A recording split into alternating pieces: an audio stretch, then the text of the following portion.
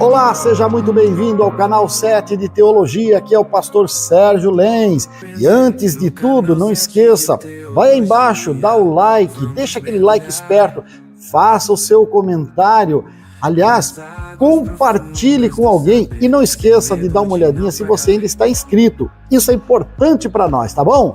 Então, roda a vinheta e vamos começar.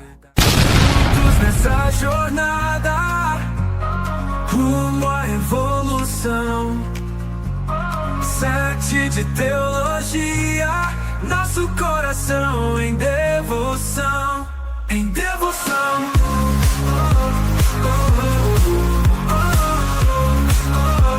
Samuel capítulo 13, versículo 13.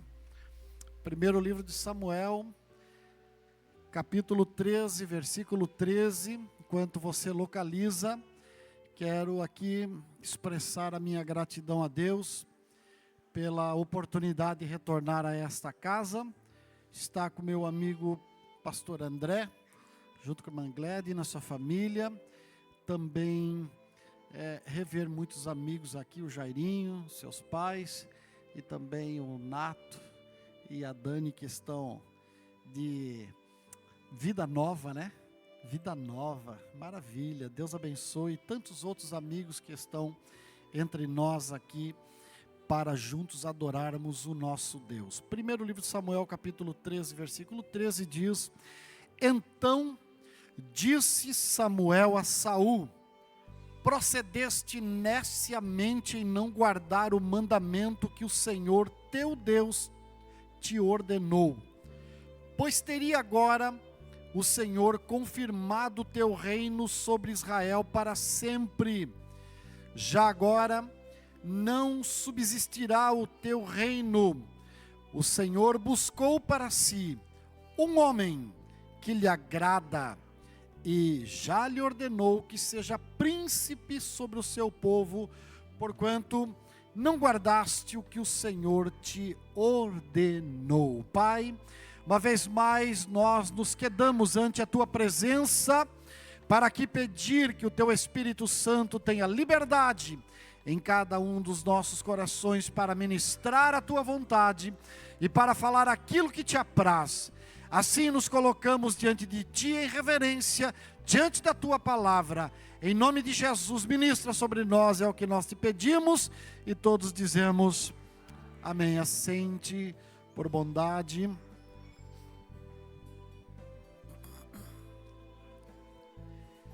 O texto é um texto histórico na vida da nascente nação de Israel. Nascente no sentido de reino monárquico. Está Saul, primeiro rei ordenado, segundo a vontade do povo, mas pela ordenação divina. Saul está afirmando-se como homem, como líder, como aquele que veio para governar uma casa, uma nação. Mas a circunstância, e eu não vou me delongar na história, mas a circunstância que Saul está vivendo naquele momento é uma circunstância que punha medo no seu coração. Ele vê, em primeiro lugar, o povo que foi chamado para ele liderar se dispersando. O povo indo embora, não acreditando na sua liderança. Mas Saul também sente medo, porque homem sente medo ou não sente? Também sente medo, principalmente diante de momentos que não temos o controle nas nossas mãos. E esse era o momento que Saul foi levado a temer. Será que Samuel virá? Será que realmente tudo aquilo que Deus falou ao meu respeito, será que realmente foi Deus quem falou? Será que aquelas promessas todas vão se cumprir? E era tantos serás que pulularam a cabeça de Saul naquele momento, que ele parte para antecipar um sacrifício, coisa que não era sua função. Ele invade um momento que não lhe pertencia. A ele estava determinado: espere 7 dias e aguarde a chegada de Samuel. Deus vai confirmar o teu reino. E aí, Saul não somente faz tudo o que você conhece na história bíblica, se antecipa, oferece o sacrifício, tenta buscar o povo de volta, mas ele larga uma expressão que no dia a dia, eu e você talvez já tenhamos praticado, e ouvimos vez por outra alguém dizer: eu fui forçado pela circunstância. E meu irmão, quando a circunstância se apresenta de modo que nós não temos controle, aqui começa a história de um homem de Deus, porque ele não coloca a culpa na pressão, ele assume, bate no peito e diz: eu posso ser homem falho, fraco, falível, limitado, mas eu sirvo a um Deus que nunca falhou, que nunca perdeu batalha. E não vai ser dessa vez que eu vou me quedar prostrado, a não ser na presença dEle, porque quando Ele sair, aleluia, aleluia. Lá na frente, Davi dá para nós um exemplo desse. Davi está voltando de uma batalha, cansado, suado, sujo de sangue, com fome, extenuado da batalha.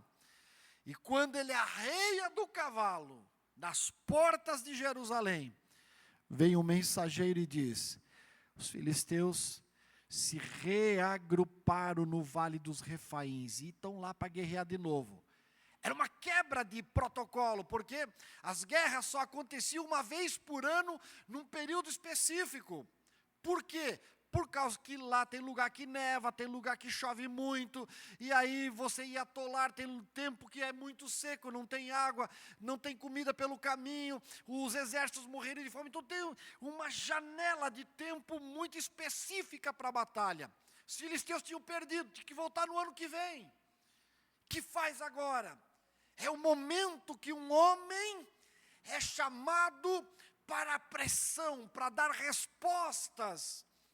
Mas Davi era homem segundo o coração de Deus. O que Davi faz? Davi diz: espera, para tudo. Mas Davi, é hora da resposta. Espera um pouquinho.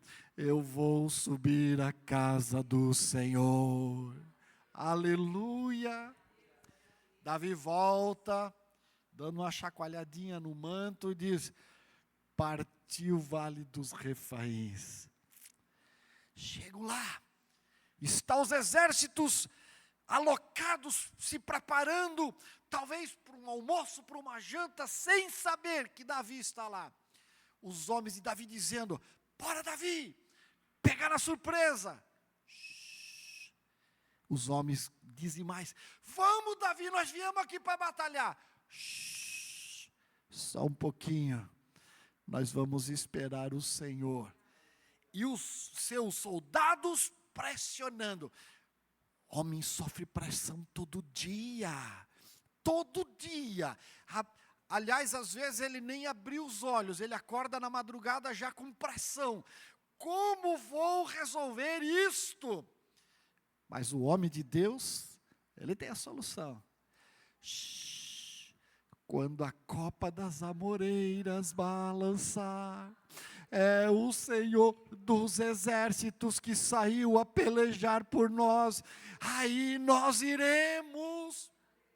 Meus irmãos, todos os dias, e permitam-me abrir um parênteses, minhas irmãs, muitas mulheres que são os homens da casa, e permita-me abrir mais um parêntese no parêntese, meus irmãos crentes, seja adolescente, seja jovem, casado, solteiro, não importa, todos os dias, alguém está sob pressão máxima, mas é a hora de se posicionar, aleluia, porque quem confia no Senhor, tem uma posição financeira, tem uma posição emocional, tem uma posição moral e tem uma posição social. Eu fiquei muito, mas muito feliz, quando olhando nas redes sociais, agora recentemente, vi lá que uma escola de samba do carnaval, de algum lugar que eu não sei nem de onde que é, Rio, São Paulo, colocou lá, família como uma lata em conserva. Que lindo! Que a sociedade que nos odeia, nos vê como conservadores, significa que ainda fazemos a diferença no meio de um mundo corrompido. Para mim aquilo foi um elogio, não assim como queriam, o tiro saiu pela culatra. Mas, no nosso texto, pressão não justifica desobediência, até porque, quando nós olhamos para a situação que Davi e que Saul passaram, nós percebemos que crise não revela problema, crise revela caráter. A crise não mostra, eu tenho um grande problema. A crise veio para mostrar qual é o meu caráter, como eu me comporto diante das circunstâncias. E você tem um Deus, aleluia, aleluia. O profeta um dia recebeu uma inspiração e o Senhor disse, escreve. Eu sou. Fosse em grego, ele diria ego eimi. Mas como é em hebraico, vamos deixar quieto, né? Ele disse, eu sou o alto e sublime, que habito num alto e sublime trono. Mas também, eu habito no coração do forte, do pastor da igreja, do líder, do patrão da empresa, do rico deste mundo. Não, eu habito no coração do contrito e do quebrantado, para vivificar o coração. Aleluia. A pergunta desta introdução é, quando vem a pressão, você ora ou você age com impulsão? Porque o impulsionamento nem sempre nos faz atravessar o rio.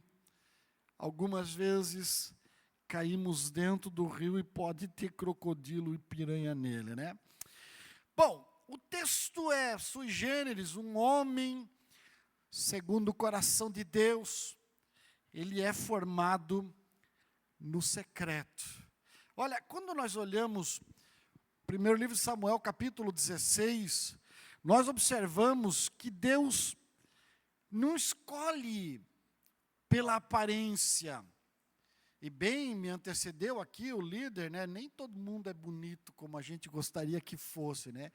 Sabe que a mãe e a esposa acham, né? Então tá bom, tá tudo tranquilo. Mas um homem, uma mulher de Deus é escolhido pelo seu coração quebrantado. E isso é complicado para algumas pessoas, porque enquanto os irmãos de Davi estavam na vitrine, Davi estava no campo. Os irmãos estavam perfumados, limpos, preparados para cear com o grande profeta Samuel. Mas Davi estava fedendo a suor, a ovelha, a noite mal dormida. E eram, como diziam seus irmãos, umas poucas ovelhas. Davi podia ter deixado elas presas lá e ido, mas ninguém parece que avisou Davi. Desprezaram ele. O caráter dos seus irmãos se mostra já nisso. O profeta está vindo comer com o nosso pai. É para reunir os filhos. Vamos, alguém manda chamar o Davi. Não, ninguém chama o Davi. Ninguém chama o Davi. Porque caráter é formado longe dos aplausos. É quando ninguém te aplaude que você revela quem você é de verdade. E como a nossa sociedade é carente de aplausos, como as pessoas dos nossos dias brigam por likes, brigam por uma visualização. Eu tenho um canal no YouTube onde eu posto algumas mensagens, 7 de teologia, e alguns amigos às vezes dizem, não, você tem que impulsionar esse canal, porque recebe em dólar e tal, e você tem que fazer mais visualização, e tem técnicas, meu irmão. Esse canal eu tenho só para minha mãe poder me assistir pregando, porque ela não pode sair de casa. E, em segunda instância, para que todos os familiares que não servem a Deus, que não conhecem a Jesus, eu mando o link para eles, às vezes pode ser que algum deles assista, e um dia a semente pode cair em boa terra. Não é para ganhar like, nem visualização, nem dinheiro, é para eu espalhar a semente aonde eu não posso ir. Caráter é desenvolvido longe de aplausos. Mas aí, vem a pergunta para nós, homens, antes de liderarmos o público, estamos prontos para sermos íntegros no privado, onde ninguém nos vê, onde, como diz o ditado lá daquele lugar que ninguém quer ir, onde o filho chora e a mãe não quer ir,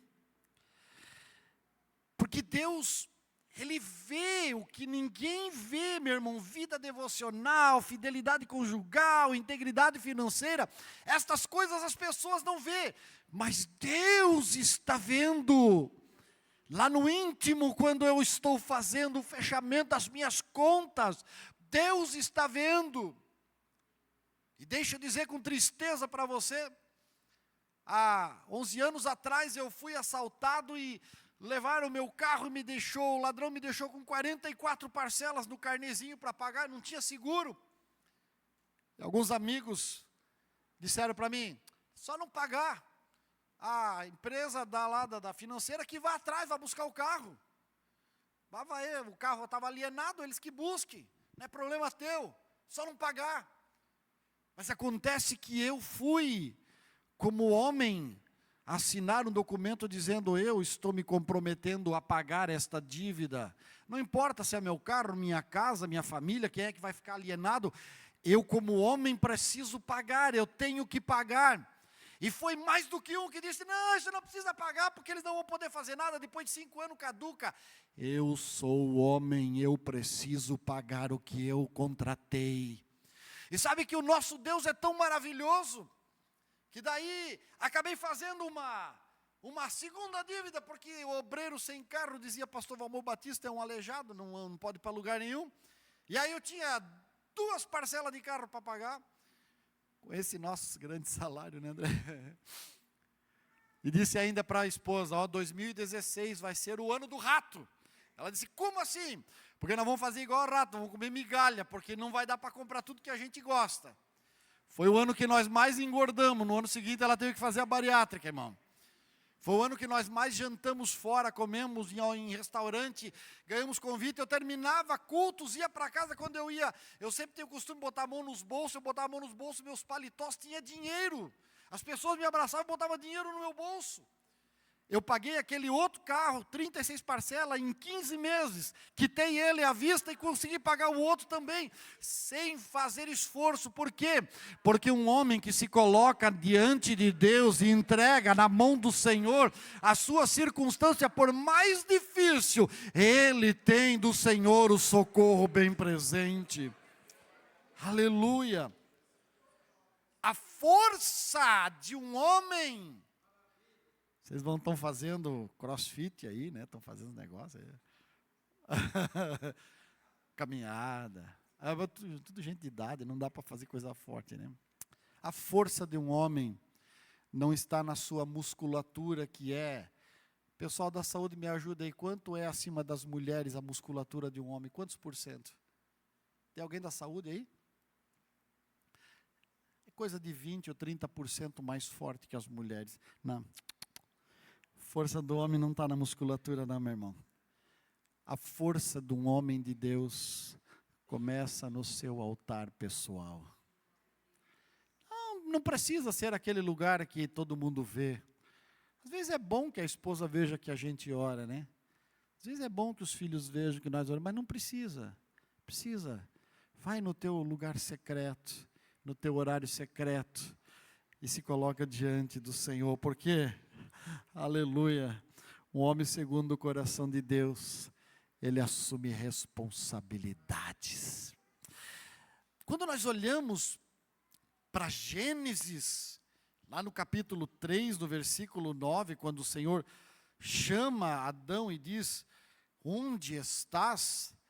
É interessante que Deus chama Adão primeiro, mesmo sendo Eva quem tenha pecado primeiro, mas a responsabilidade cobrada por Deus foi atribuída ao homem, e é por isso que nós levamos um fardo tão pesado, e é por isso que algumas casas, algumas famílias, o fardo se torna insustentável em cima da esposa, porque o homem coloca sobre ela a responsabilidade de administrar financeiramente a casa, a responsabilidade de administrar espiritualmente os filhos e moralmente, a responsabilidade de arrumar o físico, o material da casa. A esposa tem que trocar o botijão de gás, o galão da água, colocar a cortina no lugar, coloca sobre a esposa todo o peso, e ele se torna apenas alguém que cobra, que quer ser servido como um pequeno reino. Foi isso que levou Saul à queda, mas o Espírito Santo fala para mim e para você nessa noite, seja homem segundo as Escrituras, e transforme o teu lar num lugar de delícias, porque é isso que Deus quer fazer de nós. Verdadeiro homem, quando olhamos para a história de Adão, ele não terceiriza a culpa. Não, mas a mulher, foi ela, foi a cobra, foi não sei quem. Não. O verdadeiro homem diz, não, o problema fui eu mesmo. Eu preciso arrumar as coisas aqui. O verdadeiro homem não foge de desafios. Não, isso aí eu vou deixar, quem sabe o outro resolve. Não, é você. Você foi chamado para estar aqui quinzenalmente, você foi chamado. Você foi chamado para isso. Você foi chamado para ser obreiro, você foi chamado para ser o líder da sua casa. Você foi chamado. Verdadeiro homem não se esconde atrás do silêncio. Eu conheci gente querida da família que se escondia no silêncio. A esposa queria tratar os assuntos, ele passava 10, 15 dias sem falar com ela, se escondia na arma do silêncio. Bom, o silêncio corrói, mata devagarzinho, e antes dos 50, partiu de forma prematura, deixando saudade. Não se esconda atrás do silêncio, encare, converse, vá atrás, dialogue, ore, trate. Davi estava lá na arma do silêncio, se escondendo atrás do seu pecado. Deus mandou o profeta contar uma história, ele disse, mas esse cidadão da história tem que ser morto da forma mais terrível, porque O sanguíneo é assim, né? O sanguíneo ele já se exaspera e tal, já quer resolver na base da espada. Natan dá uma pigarreada. Esse homem é tu, rei. Foi tu que fez isso. Por causa que tu fez assim, assim, assim, com a mulher de Urias e tal. Qualquer outro rei, talvez muitos de nós, no ímpeto do seu reinado e do seu poder, levantaria naquela hora, passaria a mão na espada de qualquer um dos soldados que estavam por ali e teria decapitado Natan pessoalmente. Mas é aí que Davi mostra que ele era um homem de Deus, mostra que ele era sacerdote verdadeiro da sua casa. Ele se joga no chão e diz: é verdade, eu pequei contra o Senhor. E quando você olha o Salmo 51, você vai ver um Davi quebrado, dizendo: banho o meu leito todas as noites com lágrima. Porque há momentos que nós erramos. Ninguém está a escape do erro. Ninguém está a escape do tropeço. Mas junto com o erro, tropeço, pecado, também vem a humildade de dizer: eu errei, eu preciso, restaura-me, ó Deus, segundo a tua misericórdia. Então, somos chamados nesta noite a tomarmos a posição de um sacerdote. Aí, permitam-me, senhoras, isso não vale só para os homens como sacerdote do seu lar pessoalmente, mas o apóstolo Pedro, quando escreve acerca da igreja, ele diz que nós fomos chamados como reino sacerdotal. Todos. Tem uma pessoa enferma ou com um problema precisando de libertação, chama o pastor, não precisa. Você é sacerdote no reino de Deus. Você tem o Espírito Santo, Ele te deu poder para pisar serpentes e escorpião, Ele está com você todos os dias. Seja sacerdote. Outra coisa, tome decisões espirituais. Como eu disse naquela batalha, Davi podia ter dito: pô, bora, nós vamos ganhar, ganhamos uma guerra, ganhamos duas, vamos lá. Não, esse negócio aqui é espiritual, está fora do padrão. Não era hora de fazer guerra de novo, está fora do padrão. Isso aí tem coisa a mais. Deixa eu orar primeiro. Tome decisões espirituais. Porque quando você luta primeiro lá no mundo espiritual, as batalhas do mundo físico são mais fáceis de vencer. Muito mais fáceis de vencer. Agora, pai, mãe, acima de tudo, torne-se o exemplo para os seus filhos. Nem sempre eles vão fazer o que você gostaria que eles fizessem. Nem sempre eles vão seguir os seus passos, ou seguir as suas orientações. Você quer o norte, mas eles desejam o sul. Você quer as montanhas, eles querem a praia. E isso pode causar dor em você, mas torne-se exemplo de caráter, de moral, torne-se exemplo de espiritualidade, porque mesmo eles não estando na sua vibe, como o pessoal fala, mesmo não estando em sintonia no mesmo tom que você, mas eles vão saber como a música toca, e vão tomar as decisões pautadas no moral, e na excelência da qualidade que a Bíblia Sagrada pede. Na hora certa eles vão fazer a coisa certa. Aleluia. Jesus teve 12 filhos, discípulos. Um até se perdeu, porque estava previsto isso. Os 11 eram diferentes uns dos outros. Não eram em nada iguais e tinham decisões diferentes umas das outras. Mas tem uma coisa: todos eles foram fundamentais para serem as colunas da igreja nascente. De modo que os seus nomes estão escritos em cada coluna dos muros da Nova Jerusalém. E você quer ter o teu nome escrito no livro da vida? Aleluia, você já entendeu aonde você precisa chegar. Um homem segundo o coração de Deus, ele deixa um legado. Quando olhamos para a história de Josué, lá no finalzinho do livro de Josué, no capítulo 24, no versículo 15, o Josué meio que parece-nos que tem um vislumbre do futuro, pautado no passado e na realidade presente, e diz: o negócio vai dar ruim lá na frente. Esse povo é ruinzinho, esse negócio o carro vai sair dos trilhos.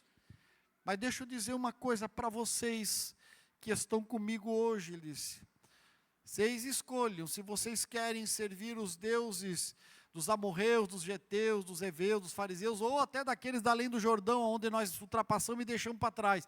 Vocês escolhem. Porém eu e a minha casa serviremos ao Senhor. Você pode glorificar a Deus. Aleluia, aleluia. Homem de verdade, ele não vive só o presente, ele constrói o seu futuro. Fala-se muito sobre essa questão de ganhar pouco, de ter pouco salário. Meu irmão, nunca foi sobre ganhar pouco.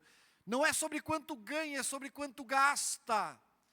Eu vi nessa minha longa estrada da vida homens ganhando muito e devendo mais do que ganhavam, mas vi casais, famílias ganhando pouquíssimo mais que um salário mínimo e administrando de forma majestosa, fiéis a Deus.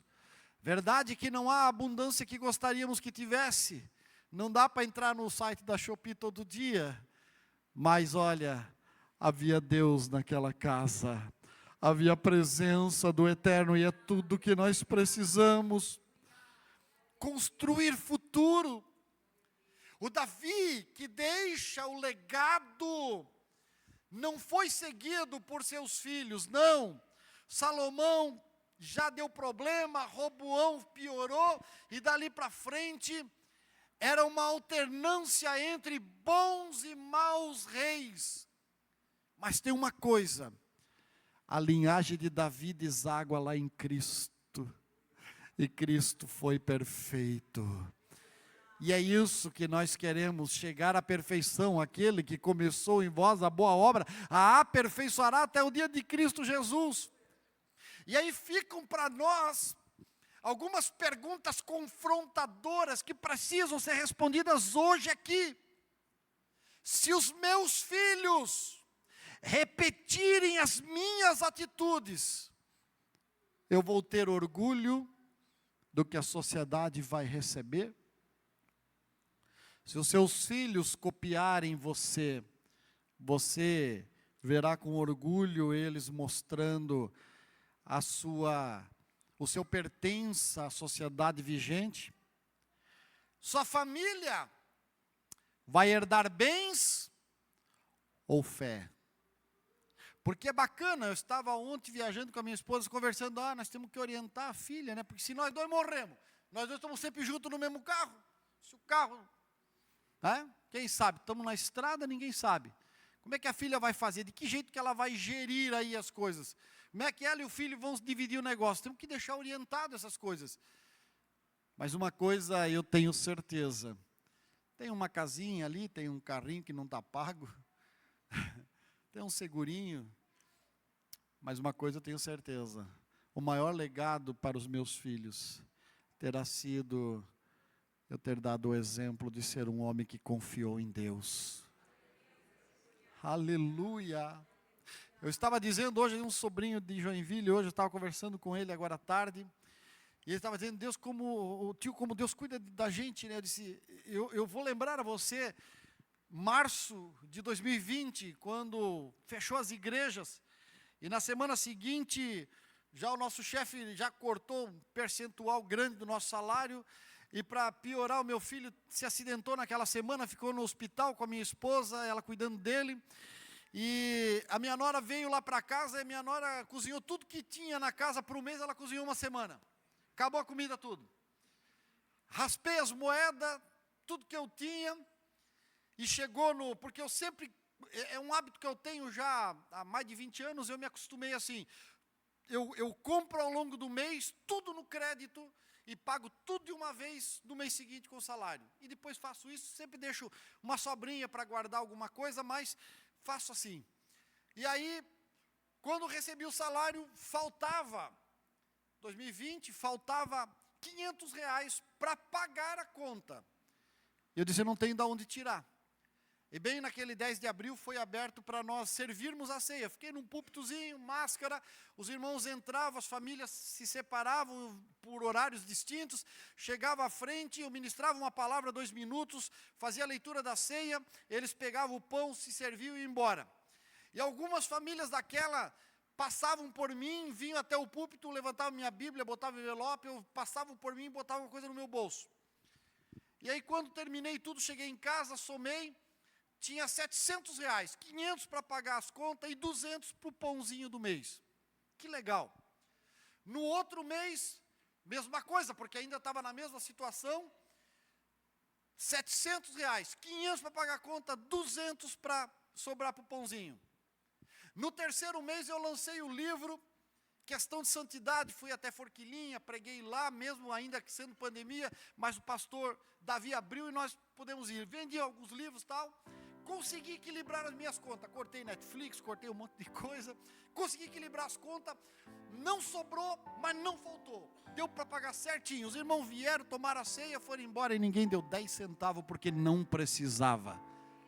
Você entende isso? É cuidado de Deus no detalhe nas nossas vidas. Estava lá Jairo ainda estava com a gente, estava lá na serraria, no Ipiranga, dia de Masterchef, terça-feira à noite, acabou o culto, ficamos na oração um pouquinho, minha esposa disse, vamos orar aqui meia horinha, e depois a gente vai para casa comer sopa, mas eu não quero comer sopa, eu estava na onda na época de comer sushi, eu passei o dia sentindo o gosto e o cheiro de sushi, eu queria sushi, mas não tinha dinheiro, não dava. Acabou a oração, eu fiquei na oração, Senhor, eu estou aqui de corpo presente, não consigo orar, porque eu estou com vontade de comer sushi, tu me conhece, tu sabe, não vou conseguir orar, vou assim, só marcar presença aqui. Terminou a oração, os irmãos foram embora, fechei a igreja, desci, a esposa disse, vou cozinhar um ovo para ti, então não quer comer sopa, quer comer sushi, quer ovo, não cozinha nada então. Aí liguei lá o Masterchef e disse, hoje vai ser doído. Tocou o telefone. Pai do Senhor, chorão. Opa, Pai do Senhor, está em casa, abre os portão aí. E vem aqui porque o Espírito Santo fez eu sair de dentro da faculdade. O Rosa, né? Foi o Rosa? Não, tu vai lembrar. Fez eu sair de dentro da faculdade e vim passar lá, comprar uma barca de sushi e trazer para ti. Pega aqui porque eu quero ir dormir. Comi aquela... O Vilcio.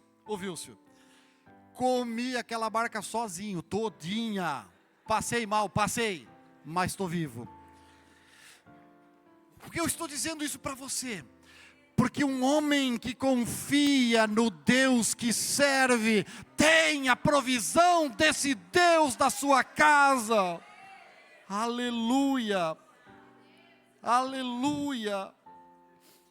E eu vou para o encerramento pensando que um homem, segundo o coração de Deus, se cair, ele se levanta.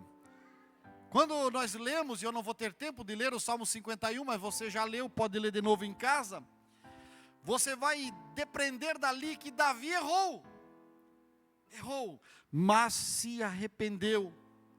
Homem de Deus, mulher de Deus, não é aquele que nunca cai, mas é aquele que sabe se humilhar, reconhecer que caiu e aguardar com a mão levantada até que o Eterno o tome pela mão direita e o levante novamente. Demandará bastante. Conhece os seus pecados. Hoje em dia não é mais saudável falar pecados, né? Pecado saiu de moda, mas vamos falar pecados.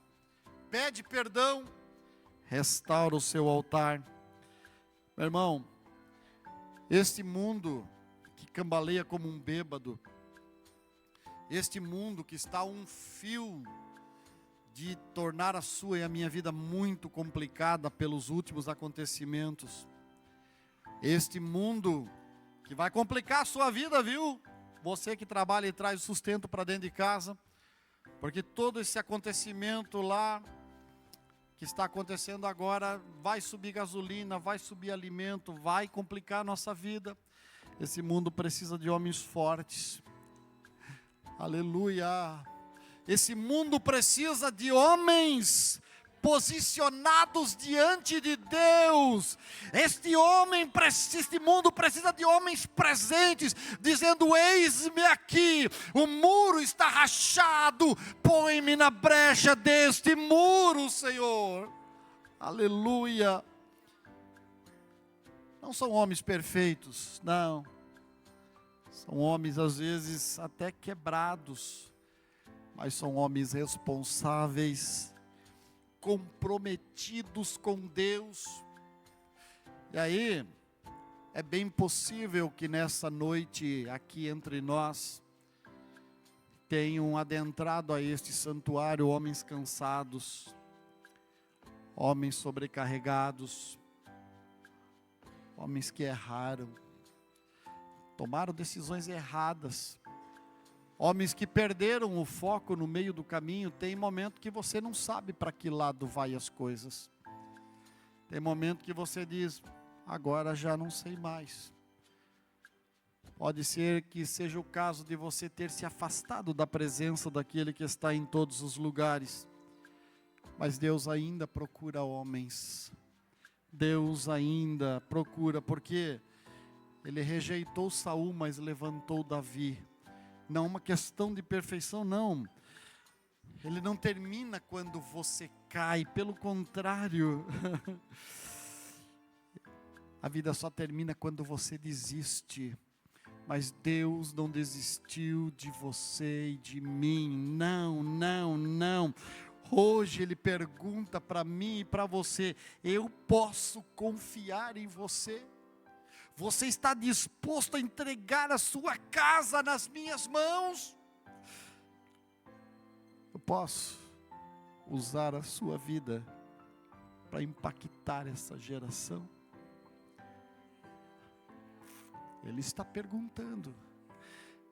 Eu, o Senhor dos exércitos, passeio pela terra e procuro homens e mulheres que sejam fiéis a mim. Posso impactar esta geração? A chama não pode apagar. Nós fomos chamados para fazer a diferença. O Senhor buscou para si um homem que lhe agrada.